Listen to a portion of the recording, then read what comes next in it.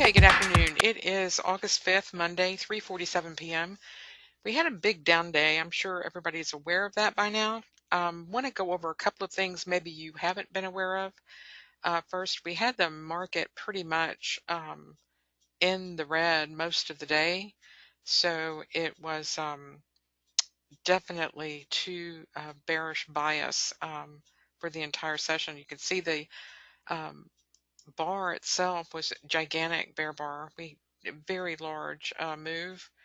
Um, Almost I was looking at what the circuit breakers were, and that's 7%. They cut the breaker on 5% overnight. So be careful trading Globex because the support's sitting right there at 56.25.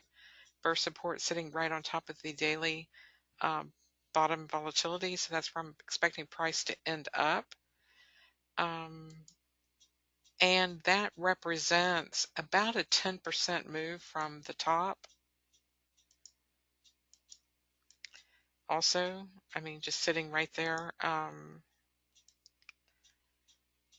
that support. So all roads leading to your support right there. So not to say that that is going to happen 100%. You never know what's going to happen. I'm just saying that there's some big support sitting there.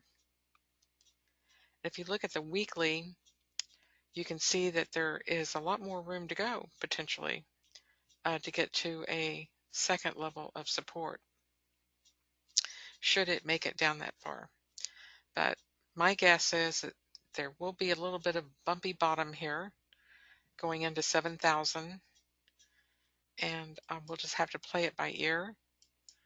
And another way to think about addressing a trade like that is, look ideally for something that did occur today. It was a Globex range breakdown, and the good place to look is on the pullbacks to the top band. So this is the band you want to be focusing on during a down move, and potentially anything between the mid band and that upper band would be fair game. So consider that your zone. So it's not like you have to panic and feel like you've got to be so precision that if you don't get it right when it's touching a level, you're going to miss the trade.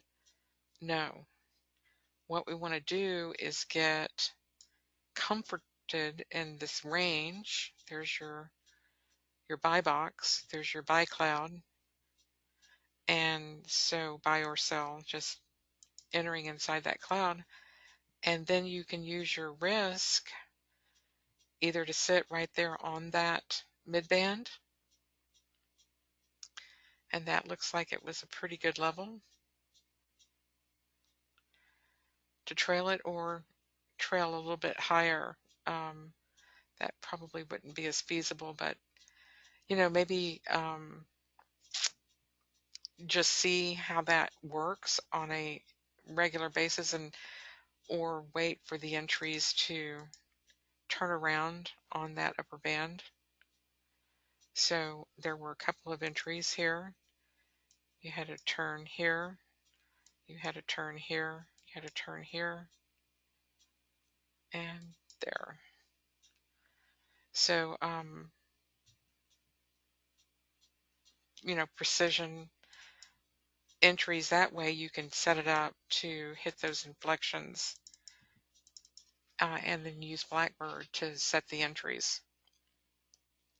So we'll go over that in the trade room, but pick your spots and see if you can maximize the profits.